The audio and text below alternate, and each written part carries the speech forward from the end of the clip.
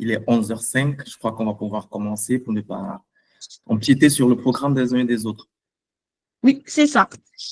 Alors, donc on va pouvoir commencer. Encore une fois, bonjour à tous, bonjour à toutes. Bienvenue à notre webinaire du jour sur la thématique générale voilà, du droit au hasard, fondements, pratiques et innovations pour les entreprises africaines. Après, un premier module sur l'introduction générale du droit WADA, deuxième module sur la présentation générale du droit WADA, en tout cas du droit commercial. Aujourd'hui, nous allons commencer avec un module 3 sur l'organisation et le fonctionnement des sociétés commerciales. L'objectif du webinaire, en tout cas, disons les objectifs du webinaire, seront premièrement de comprendre ici l'importance du droit des sociétés WADA, de manière précise en explorant un peu le rôle du droit WADA dans l'organisation et le fonctionnement des sociétés des différents États membres donc, de l'OADA. Ensuite, de comprendre les différents mécanismes juridiques pour une gestion efficace des entreprises. Donc, de manière concrète, par exemple, comment les entreprises pourraient opter pour une SAS à la place d'une SA, à la place d'une SARL. Donc, vraiment voir ces différents enjeux. Et enfin, identifier les défis des entreprises et leur proposer des solutions. Donc, voir un peu les différentes difficultés auxquelles sont confrontés les entrepreneurs et proposer en tout cas des solutions dans la constitution et la gestion de leurs différentes sociétés dans le droit OHADA. Donc, juste avant de rentrer dans ce programme riche, surtout qu'aujourd'hui, nous n'avons pas un intervenant, mais deux. Donc, juste avant de rentrer dans ce programme, je vais me présenter. Je suis Judy Kael Otima Doctéré. Je suis doctorante en droit des affaires à l'université Toulouse-Capitole et rattachée au Centre de droit des affaires. Donc, en dehors de cette casquette de doctorante, je suis enseignante vacataire. Je suis chargée d'enseignement à l'université, notamment en droit des obligations, en droit des sociétés. Et à côté, je travaille beaucoup sur les questions de droit de financement et droit du numérique parfois. Donc, pour le cadre du Club WADA, je suis chargée de communication. Donc, pour ceux qui connaissent, qui ont déjà entendu parler du Club WADA, c'est une association qui vise à vulgariser le droit WADA. Nous avons commencé depuis 2019, mais voilà, pendant un moment, l'activité était un peu en pause. Aujourd'hui, on reprend petit à petit, donc au travers des différentes conférences, webinaires, ateliers. L'idée, c'est de vraiment vulgariser le droit WADA et pourquoi pas à la longue, créer un diplôme universitaire juriste WADA. Donc voilà, pour ceux qui sont intéressés ou voilà, qui ne connaissent pas, je vous invite à regarder sur nos réseaux, Instagram, Twitter, LinkedIn ou encore Facebook. Voilà. Donc, merci pour votre écoute et sans plus tarder, je vais passer la parole à nos intervenants pour le contenu du jour. Inès.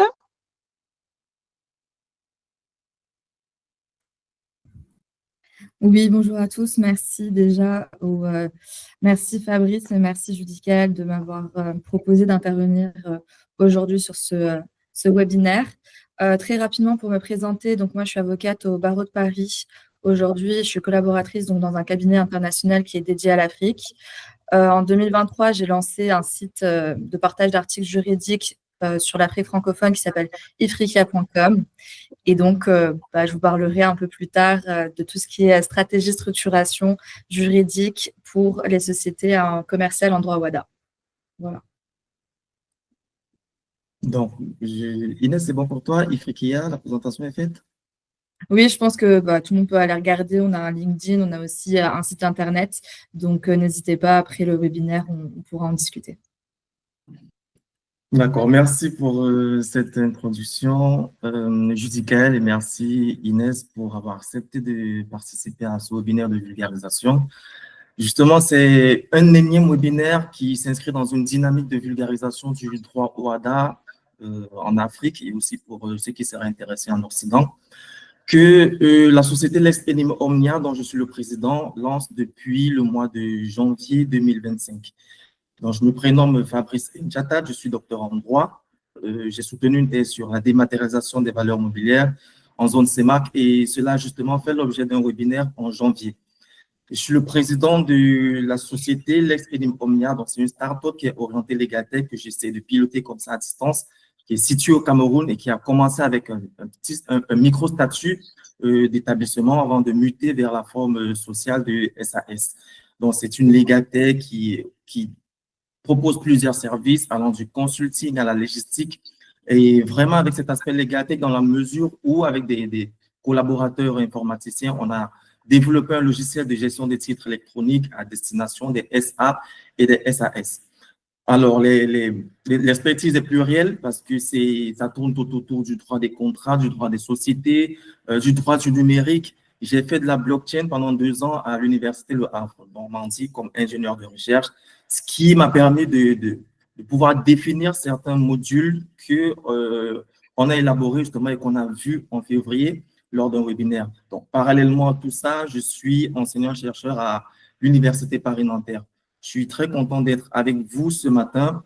Donc, sans plus tarder, on va rentrer dans le vif du sujet pour essayer de vulgariser les concepts qui tournent autour de l'organisation et du fonctionnement des sociétés commerciales en droit au WADA. Donc, pour débuter, on va bien entendu, en tant que bon juriste, commencer par les principes fondamentaux des sociétés commerciales dans le WADA. Alors, ce qu'il faudrait comprendre en termes de définition et de cadre juridique concernant les sociétés commerciales en droit WADA, c'est qu'on peut appréhender la société synthétiquement comme une entité qui est créée par un contrat entre plusieurs personnes pour exercer une activité économique. Donc, ça, c'est un peu les fondamentaux et c'est quelque chose que vous pouvez retrouver aux articles 4 à 6 de l'AEDCG. Mais un point important est qu'il faut savoir qu'avec les réformes, il y a eu pas mal de réformes en droit WADA, pas mal d'innovations aussi. C'est qu'une société n'est plus seulement constituée par plusieurs personnes. Une société peut également être constituée par une seule personne. Dans ce cas, on parlera d'associé unique et cela vaut pour toutes les formes de sociétés allant de la SA à la SARL, en passant bien entendu par la SAS qui sont les figures sur lesquelles nous allons précisément nous attarder durant ce webinaire. En termes de cadre juridique, il faut comprendre que l'acte uniforme qui encadre les sociétés commerciales est précisément l'acte uniforme relatif aux droits des sociétés commerciales et du groupement d'intérêt économique qui a été révisé et adopté le 30 janvier 2014. Parce que justement, bien avant cet acte uniforme, il y avait celui de 97 qui a été remoulé donc par ce dernier acte uniforme de janvier 2014 avec des aspects comme l'introduction de la SAS et la consécration de la dématérialisation des valeurs mobilières. Et cet acte uniforme, justement, s'applique dans tous les États de l'espace WADA, à savoir 17, parce qu'aujourd'hui, on compte 17 États membres. Donc, en termes d'objectifs, pourquoi des sociétés commerciales? Pourquoi un droit uniforme?